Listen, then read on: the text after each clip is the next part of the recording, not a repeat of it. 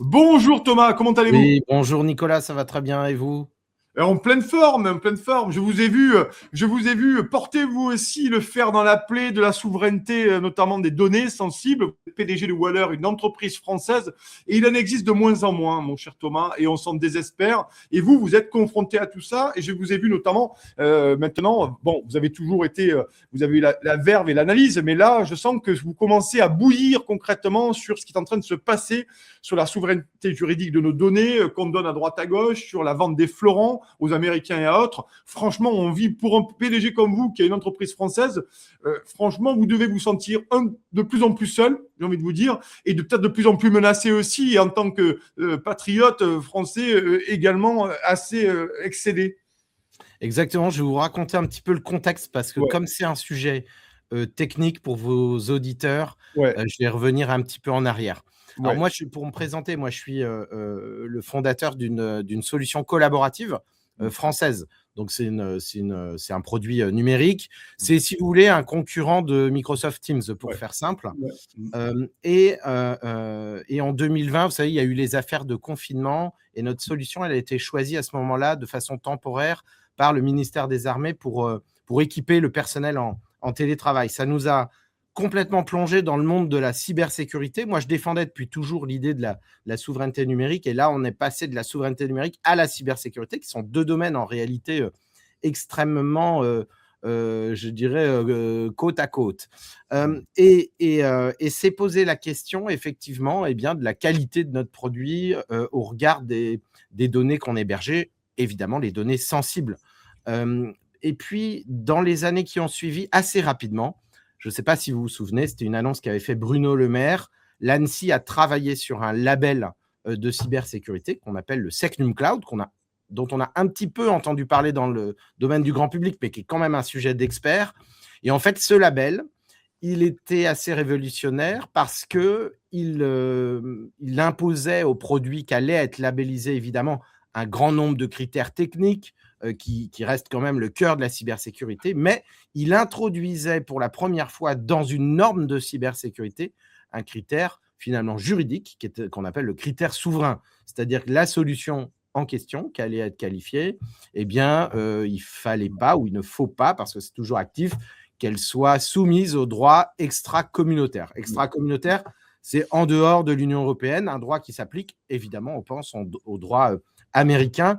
Je rappelle aussi un petit peu ces lois extraterritoriales des États-Unis qu'on appelle le Cloud Act ou la loi FISA, qui permettent en gros à un service américain, même s'il est utilisé, même s'il est installé, même s'il est opéré dans un pays étranger, à savoir en Europe par exemple, en Irlande, pour donner un bon exemple concret, eh bien les États-Unis peuvent en réalité faire tout ce qu'ils veulent, c'est-à-dire essentiellement aller regarder les données, aller les préempter par leurs services secrets, etc.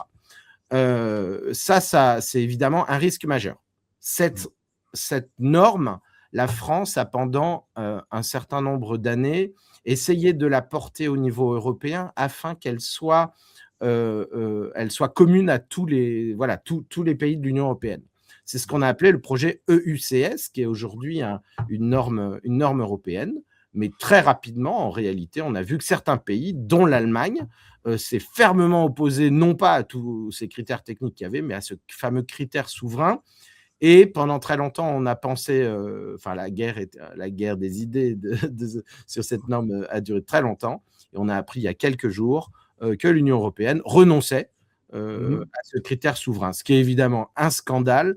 C'est un scandale à plusieurs titres. D'abord, c'est un scandale parce que ça veut dire que cette norme européenne va devoir, par conséquent, s'appliquer sur l'ensemble des pays européens et donc va retirer le critère souverain que nous avons dans notre propre norme nationale. C'est un scandale aussi parce qu'entre-temps, du côté français en tout cas, eh bien, il y a un certain nombre d'entreprises qui se sont engagées dans cette qualification. Et moi, je fais partie de la petite dizaine d'entreprises qui avons réussi à être qualifiées, puisqu'on a été qualifiés, nous, Waller, il y a 1 an et demi.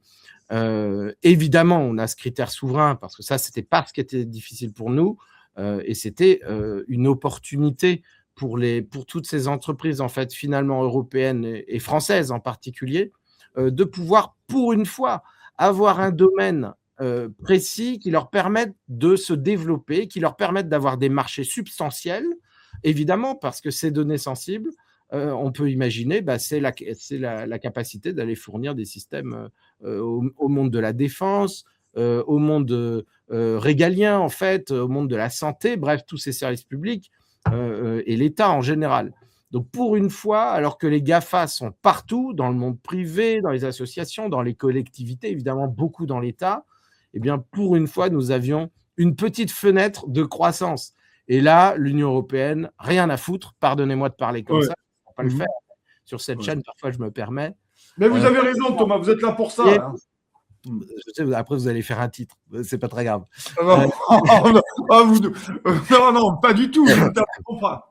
Et voilà, et vous voyez, en fait, le scandale, c'est double scandale. D'abord, c'est un scandale pour toutes ces entreprises dont moi je fais partie, qui avons cru finalement dans la stratégie d'un État qu'on aurait pu penser quand même un petit peu maître encore de lui-même. Eh bien non, c'est pas le cas. Et deuxièmement, évidemment, c'est un scandale que l'Union européenne joue contre les entreprises de ses ressortissants de tous ces pays. Vous voyez, pour le coup, je ne fais même pas dans cette démonstration la différence entre la Pologne, l'Allemagne ou quoi que ce soit d'autre et la France. C'est un vrai sujet géopolitique mondial. C'est-à-dire que l'Europe s'affaiblit elle-même par toutes ces normes qui, en fait, retirent la souveraineté nationale de chaque pays. Je ne sais même pas si on peut encore parler de souveraineté juridique quand on voit ces normes supranationales qui s'appliquent de facto et qui affaiblissent finalement des pays qui voudraient, sur certains sujets, certaines lois, aller plus loin que ce que propose l'Union européenne. Voilà en synthèse. Mais oui, c'est passionnant et effrayant une nouvelle fois. Mais pourquoi l'Europe fait ça finalement? C'est quoi? C'est pour affaiblir les États, Thomas? Ou est-ce qu'elle a un enjeu économique à ce sujet? Ou est-ce qu'il y a des intérêts privés au sein de la Commission aussi, hein? Moi, vous savez, les questions, on les pose. On a envie de savoir pourquoi cet agrément a été donné, notamment cette qualification, et qu'elle est retirée, surtout les entreprises comme la vôtre, qu'il avait obtenue. Moi, j'aimerais comprendre ce qu'il y a derrière tout ça. Alors, la qualification, pour être exact, pour le moment, c'est un texte qui n'est pas encore applicable, premièrement, qui n'a pas été transcrit dans le droit français, donc ça viendra sûrement dans les mois, les années qui viennent. Mais ça ne retire pas la qualification des entreprises, pas du tout. Simplement, ça veut dire qu'à l'avenir, un service américain pourra être qualifié très facilement. Voilà, en fait, ça veut dire que ça fait rentrer dans une concurrence qui, pour une fois, était plus régulière. Ça fait rentrer les joueurs irréguliers qui sont les GAFA, qui sont les hégémoniques GAFA. C'est ça le problème. Donc ça c'est dans l'avenir. Donc ça veut dire que les entreprises qui mènent cette stratégie de qualification, comme moi, il y a 3-4 ans, j'ai décidé d'aller sur cette qualification. Je savais que ça allait coûter très cher, d'abord, premièrement. C'était très long à obtenir. C'était 2 ans de travail. Qu'il fallait recruter des personnes spécialisées, etc. Donc, ça a été un chantier formidable, mais j'ai fait ça parce que j'ai pensé qu'il y avait éventuellement une fenêtre qui s'ouvrait et qui permettrait pendant un bon moment de ne pas se retrouver concurrent directement à Microsoft, à Google, sur ce marché-là, précisément des données sensibles et de la cybersécurité.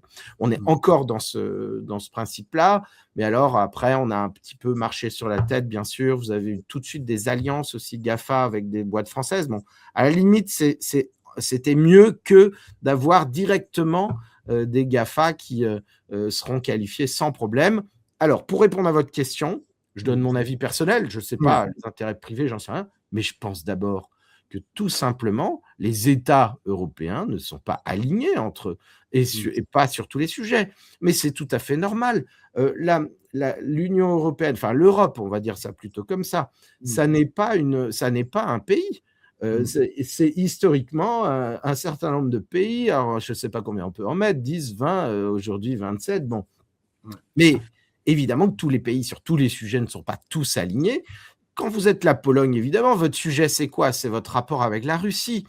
Quand vous êtes dans les pays du Sud, l'Italie, l'Espagne, etc., votre sujet, c'est éventuellement les rapports avec l'Afrique du Nord et la Méditerranée. Quand vous êtes l'Allemagne, c'est très différent. Donc on n'est pas on n'a pas tous les mêmes problèmes. Et évidemment, quand vous dites l'Europe, moi je dis l'Allemagne, d'abord, premièrement, parce que ceux qui ont souhaité que ce critère souverain disparaisse, c'est d'abord les Allemands. Ah bon, si les Allemands, oh, vous m'étonnez, voilà, Thomas. Oh, vous m'étonnez, vous Thomas. posez des questions faciles, alors je réponds ça. Ben oui, vous avez raison. Et non, mais c'est bien malheureux. Mais c'est toujours la même histoire. En réalité, c'est toujours la même histoire.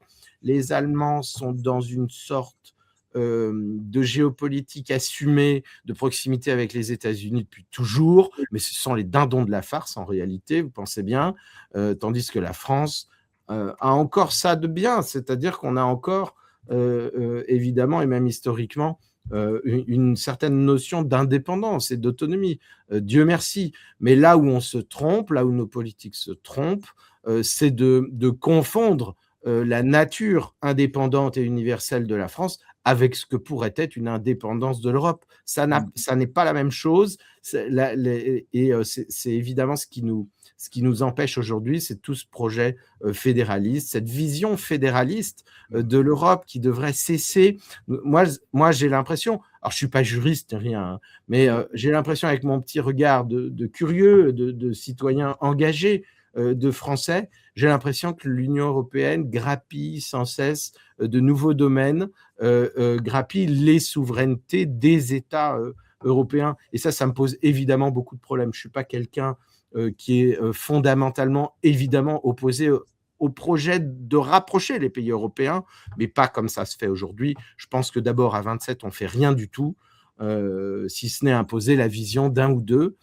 et malheureusement d'un seul. L'Allemagne, ça c'est un vrai problème, c'est même historiquement incompréhensible honnêtement, et là moi ce qui me met en colère, vous voyez, c'est ce qui va nous tomber nous sur le visage concrètement, c'est-à-dire que moi toute la stratégie que j'ai montée avec Waller ces dernières années, ça consistait à croire encore un petit peu dans la parole des politiques. J'avais écouté, alors tout le monde m'a dit que j'étais naïf, hein, évidemment, un certain nombre de politiques qui maintenaient un alignement sur cette idée que le Secnum Cloud allait être une protection réelle des lois extra-communautaires, que les GAFA seraient écartés. On voit qu'il y a cette volonté-là quand même en France. J'y ai cru, j'y crois encore. Malheureusement, probablement, ce sera un sacrifice, j'espère pas, mais ça sera un frein formidable, malheureusement, à la progression que nous aurions pu avoir, non pas seulement nous, mais toutes ces entreprises qui ont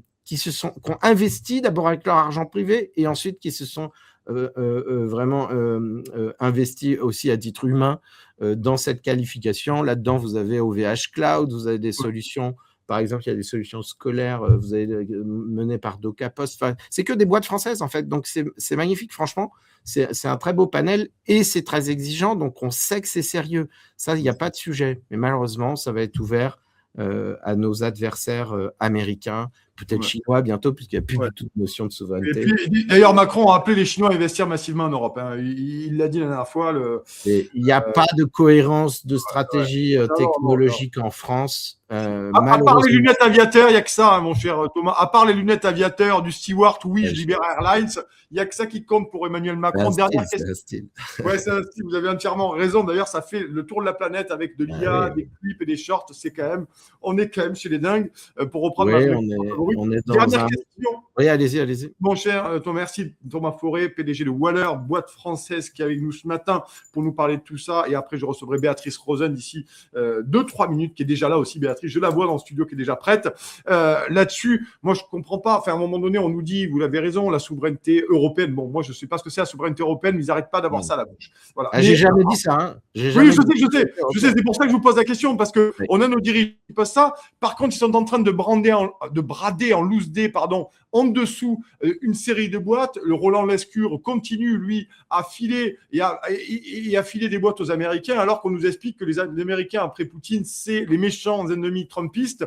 Et ces gens, dans les couloirs de Bercy, continuent à dealer des trucs sans aucun regard, notamment. Il y a plusieurs boîtes ces derniers jours, plusieurs affaires qui sont en train de sortir. Là aussi, moi, je ne comprends pas. Est-ce que vous pouvez peut-être nous donner une explication pour terminer là-dessus cette espèce d'incohérence ou je ne sais pas, moi, je ne sais pas comment appeler ça d'ailleurs. Tiens.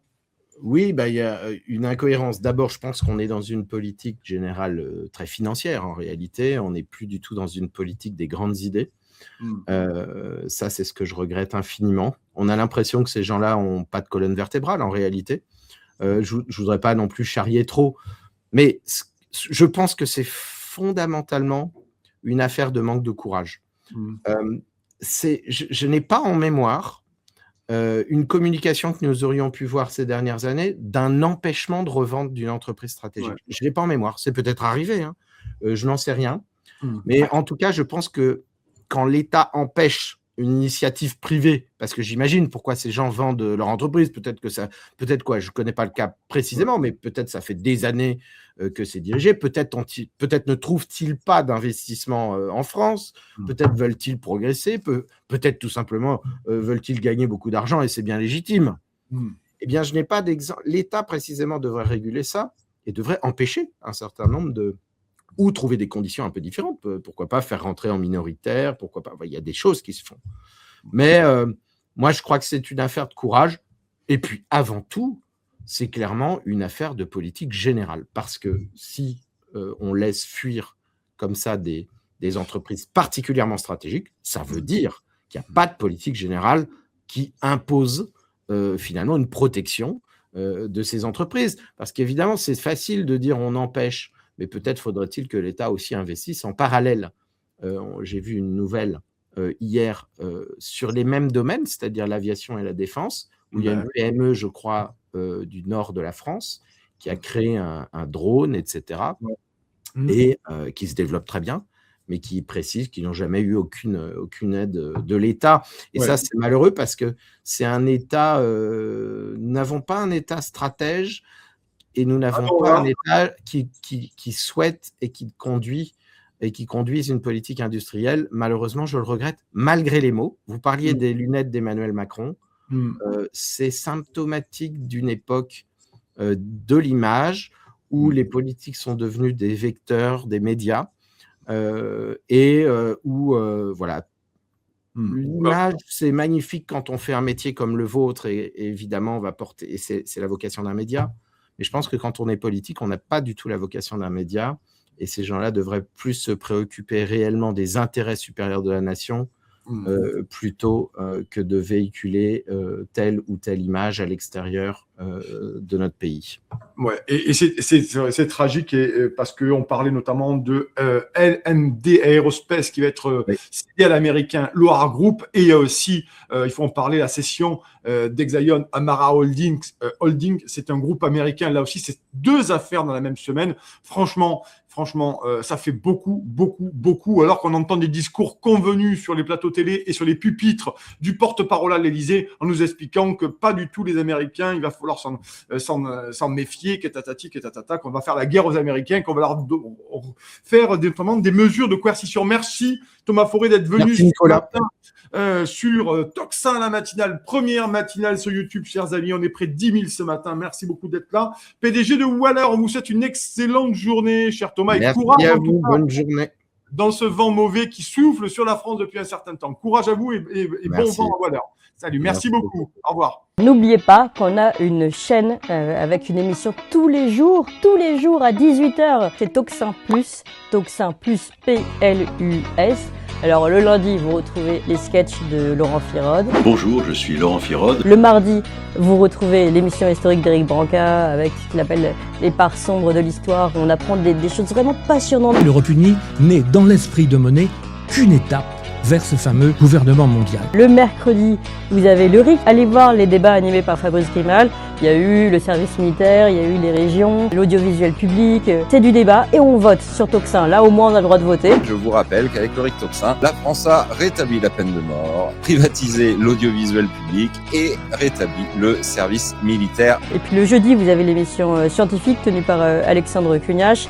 Et le vendredi, Renaud Bochart, tout le monde sait. Alors Renaud Bochart, c'est notre chroniqueur pour les États-Unis. Et là, il organise des interviews qu'on prend le temps en plus de traduire. Allez voir aussi ces émissions qui vous permettront vraiment d'avoir un coup d'avance sur ce qui se passe aux États-Unis par rapport aux autres médias. Et enfin, la grande nouveauté, dimanche, vous retrouvez l'émission humoristique Le jour de Gouaille est arrivé. Parce que là, c'est nos limites dans l'humour. Vous allez voir, c'est du très très lourd.